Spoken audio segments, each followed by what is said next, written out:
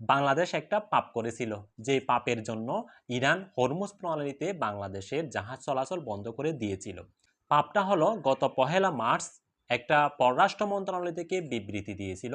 বিবৃতিটা ছিল হচ্ছে কি এটা: মধ্যপ্রাচ্যে অবস্থানরত বাংলাদেশের যে নাগরিক আসে তাদের নিরাপত্তা নিয়ে শঙ্কায় আছে, এবং ইরান মধ্যপ্রাচ্যের হামলার পরে তারা সোভরেইনটি ভঙ্গ করেছে। এর মানে হচ্ছে যে কি, ইরান যে মধ্যপ্রাচ্যে হামলা করেছে আমরা এটার প্রতিবাদ জানাচ্ছি।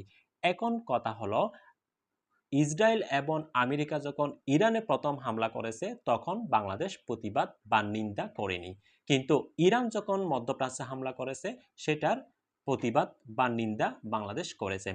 এখন এই জিনিসটা যখন ইরান দেখেছে, ইরান তখন বাংলাদেশের যে জাহাজ সেটা নিয়ে একটা কটূরতা নিয়ে আসে। বাংলাদেশের জাহাজ চলাচল প্রায় বলতে গেলে সম্পূর্ণ বন্ধ করে দিয়েছিল। কিন্তু এখন বর্তমানে বাংলাদেশের পররাষ্ট্র মন্ত্রণালয় থেকে ইরানের বিভিন্ন উচ্চ উচ্চ স্তরে যোগাযোগ করেছে, নেগোশিয়েট করার চেষ্টা করেছে।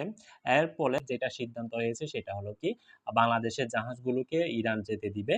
তবে শর্ত আছে, বাংলাদেশের জাহাজ যখন হরমুজ প্রণালীতে আসবে তখন আসার আগে ইরানকে বলতে হবে, এবং ইরানকে তথ্য দিতে হবে জাহাজের নাম এবং কি মালামাল নিয়ে যাচ্ছে এই পরিমাণ এইসব বিস্তারিত তথ্য দিতে হবে, এরপরে বাংলাদেশের জাহাজকে যেতে দিবে।